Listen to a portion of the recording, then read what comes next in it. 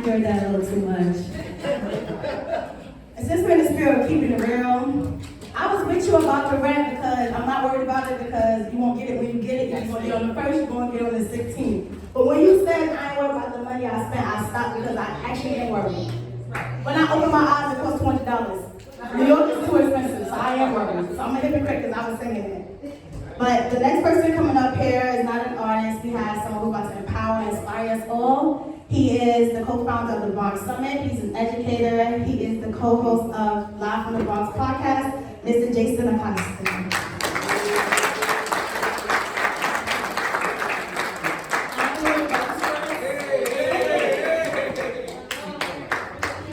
Yo, y'all hear me? Yeah. Yo, shout out to all of y'all, all the artists, all the poets. Y'all are killing it. Y'all are doing it, man. Much appreciation for y'all. I ain't worried about the strawberries. Hey. So my name is Jason Acosta, and I'm actually from the Bronx. So shout out to anybody in here who might be from the Bronx. Let's get it, Okay. And before I even, jump into what I want to share and talk about, the first thing I want to do is just give a shout out to Donald. Yes, clap it over me.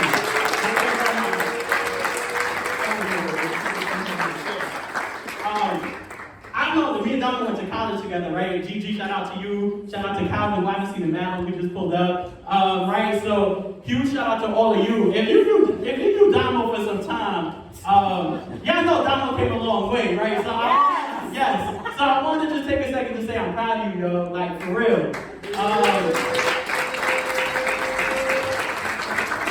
This is big. Shout out to you and everything that you're doing. So Donald asked me to come out and share a few words. I'll tell you who I am in a second and what I do. But I'm just so grateful to be in this space, traveling to the Bronx, and that's a little trip. But we're here, right? So with that said, I'm a macro social worker. I do a lot of work around identity and healing. Really looking at ways in which we can start to unpack a lot of white supremacy that we've internalized as people of color, particularly Black and brown folks. So really focusing on how we do this deep dive and unpack to recreate our own stories and think about who we want to be and then share that with the world, right? So that's my work. It's led me to a lot of different spaces. And I want to share something in a little bit, but in the spirit of hip hop, I want to start by just sharing a quick few lines from the late great Nipsey Hussle. Any Nipsey fans in here?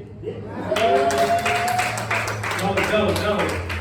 And this is going to be just the framing for what I want to talk about for the next few minutes. I won't be up here long. So it goes like this. I don't want your love. It's not why I make music. I told myself back then that I would do this. And I always looked so out of reach, it just seemed so confusing. That I felt my place in life, a young Black man, it seemed so useless. That I don't want no help, just let me suffer through this. The world would not know Jesus Christ if there was never Judas. So, I know you know the words, right? This comes from Bigger Than Life, which is a Nipsey Hussle song that he wrote back in 2010, 2011. The reason I started with this is because just in those few lines, he shared so much. Why is it? He was probably in his mid to late 20s during that time, right? Why is it that he feels like his life is useless? Why does it feel that he doesn't need help? Yo, let me suffer through this, right? And when we think about that, that is the story of a lot of us as young men, Black and brown men, who grew up in similar communities to here, to the South Bronx, etc., right? We don't always know what it's like to share what's on our mind, to express ourselves and say what's going on. Sometimes we turn to music and other art forms to do that.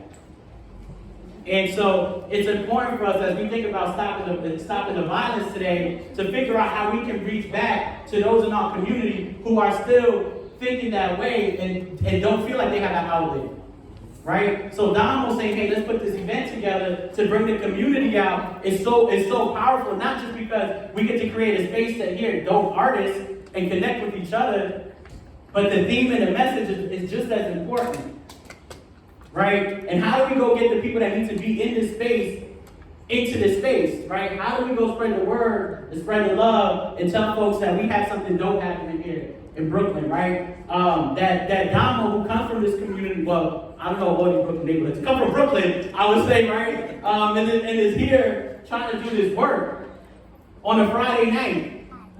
There's a lot of power in that. And so I think it's important as we continue to find success in whatever industry we're in, whatever it is that we're doing, that you come back and find the next person. So I want to share this next few lines in that same verse that's going to touch on this. So life is what you make it. I hope you make a movement.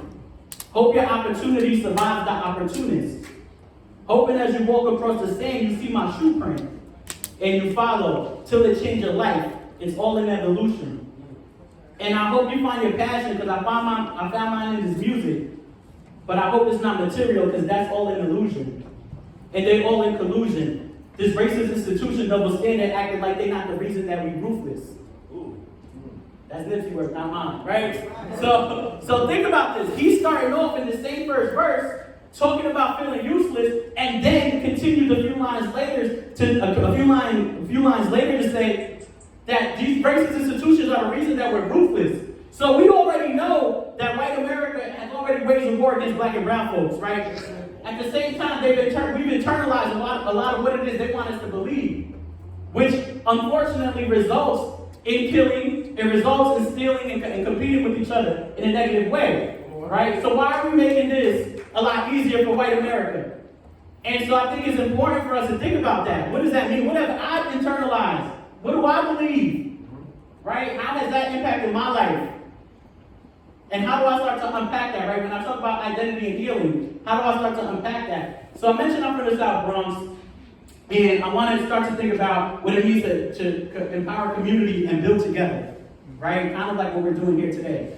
In the Bronx right now, I don't know if anybody has been there, but in the past couple of years, not only has it undergone gentrification, but it's also a really big renaissance period. There are a lot of creatives, a lot of artists, graffiti artists, photographers, entrepreneurs that are coming up. And it's a really dope time. It's the first time in my life that I've seen this happening in my community and people coming together.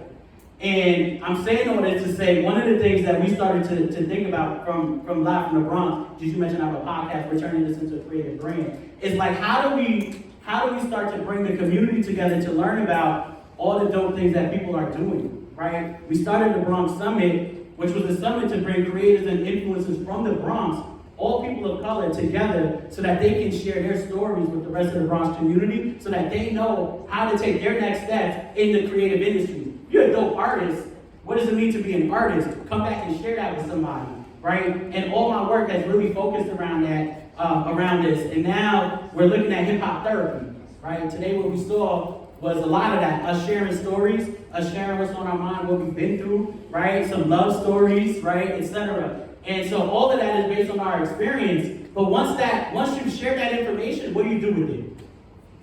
Once I come up here and told you my heart was broken, and it's out on the table, what do you do with it?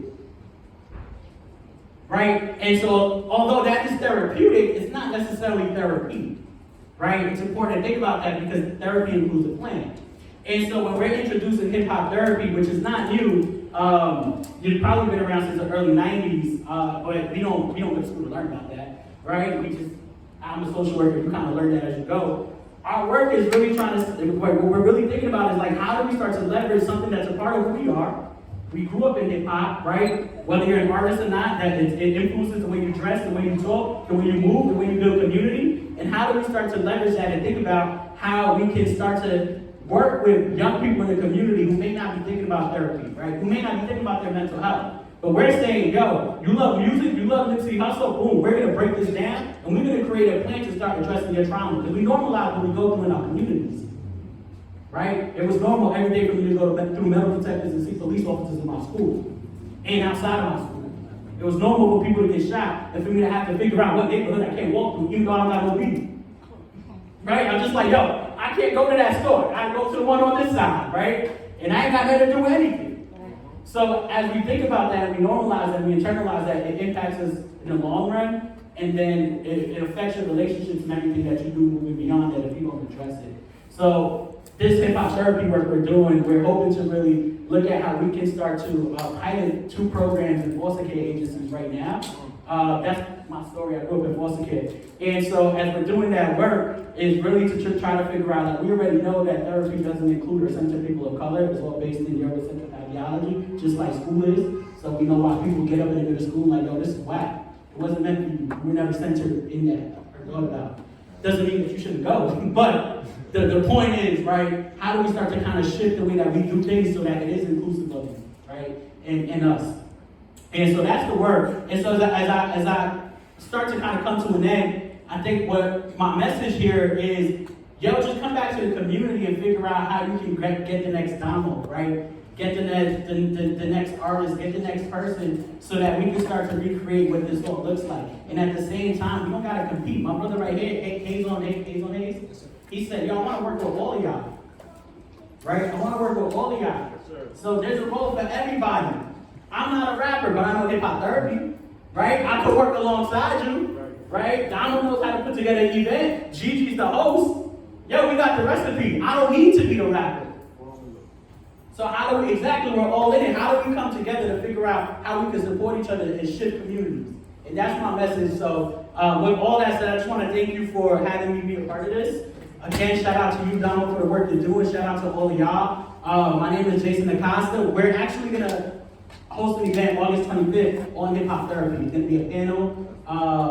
We're going to put people through therapy for an hour workshop experience. And then it's going to be networking and some really dope vibes, DJing. This is going to be in the Bronx, but I'll share my social media. I'll share it through Damo. Anybody who's here who knows Damo, please pass it along. There are going to be artists there. It's going to be just a lot of great community building, and we'll go through therapy.